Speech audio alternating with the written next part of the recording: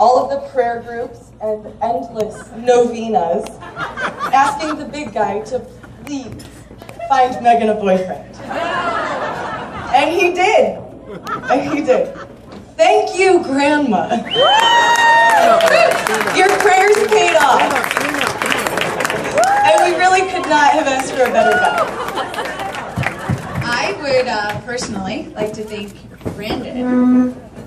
You cannot imagine how excited we are to finally have a brother. Caitlin has been standing in as the boy in our family for the past 27 years. So finally, we can give her a break. Thank you. We would also like to thank all of you for coming. Though we all know Megan and Brandon are worth the hype up here to Syracuse, let's be honest, we're all really here for the party. All right, okay. If you've never seen Brandon do the worm, tonight's the night.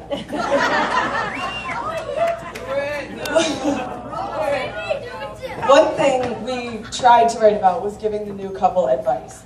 We got about as far as the opening when we realized we'd have to call Megan and ask her for her advice first. So, being the oldest, Megan has been the go-to guru for anything issue-related.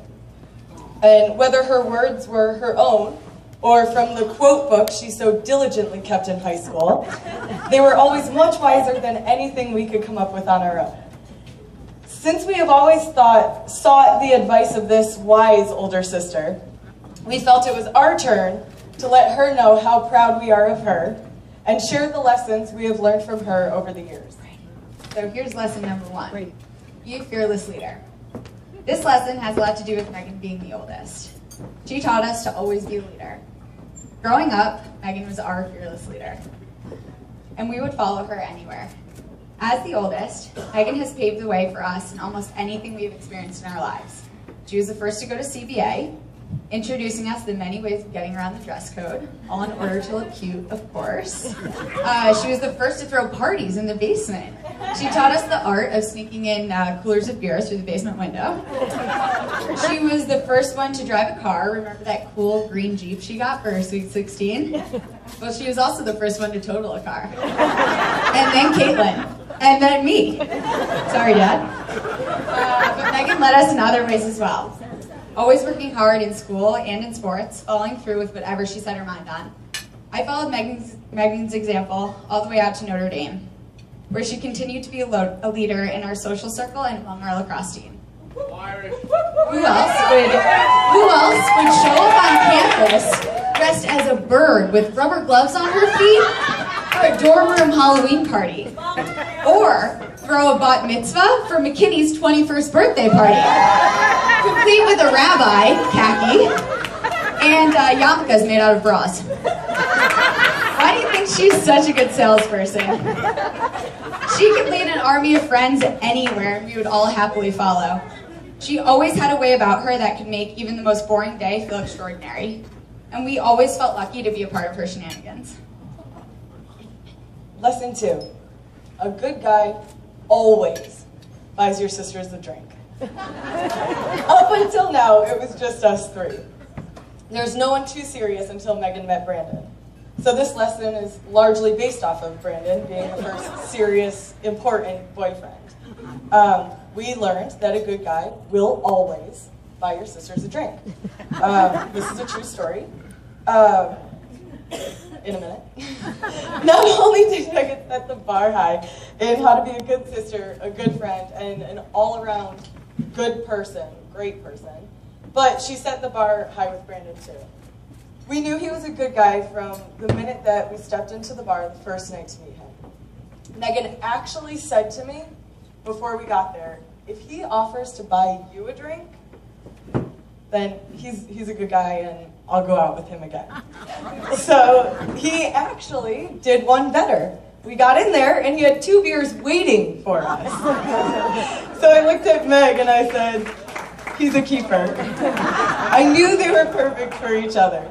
They not only look out for one another, but they always look out for each other's friends and family as well. If something is important to one, it is important to the other. This was apparent the first time that I met Brandon. The one thing that Megan didn't know about Brandon back then was that he wasn't just a good guy, he was the best. The third lesson. The day begins and ends with family. When Brandon met the family, he met the whole family. At our annual Mulcahy Family Christmas weekend, Megan knew right away he would either turn and run for the hills or just go.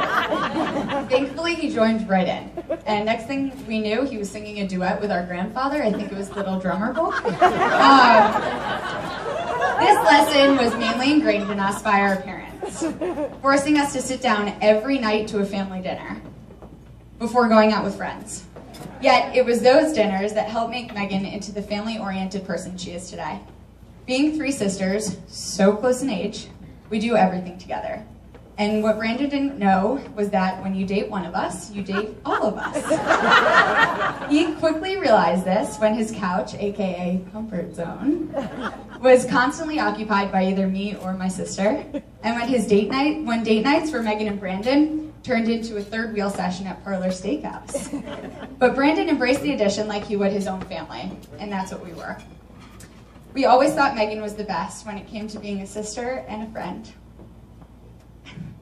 And we quickly realized that everything we hold so dear about Megan, everything we learned from her and admire about her, we see in Brandon as well. Of all these, the most important lesson that we learned is marry your best friend. I've never seen two people so comfortable and so at ease in each other's presence. It is a rare thing to find, and when you get to witness it, it really does feel a bit magical. You can tell that everything that they do, everything, is so much more enjoyable when the other is around. Whether it's a very Rangers Valentine's Day or a Taylor Swift concert birthday. There's nothing that isn't fun when they are together. Above all, they continue to be themselves around each other at all times. There's always an underlying sense of respect, adoration, and appreciation for the other in everything that they do. Our wish for you is that you continue to be the people that we admire and continue to respect, adore, and appreciate each other tonight, tomorrow, and all the tomorrows after. So Brandon, it's official. You're stuck with us sisters. We share beds. We fight over clothes. We have a bunch of really odd nicknames for each other. We are constantly in communication with each other, and if we're not, the Cambodian embassy can expect a Skype call from Megan. Our mom's cooking is hands down the best. We don't eat dinner until around 9 or 10 at night, and only after at least 2 bottles of wine and 10 appetizers. If you get a dog, it must have a first, middle, and last name. We can make games out of any ordinary task. We also have a Grateful Dead cover band with our dad called the Doin' It D's. But above all, we love each other and we love you.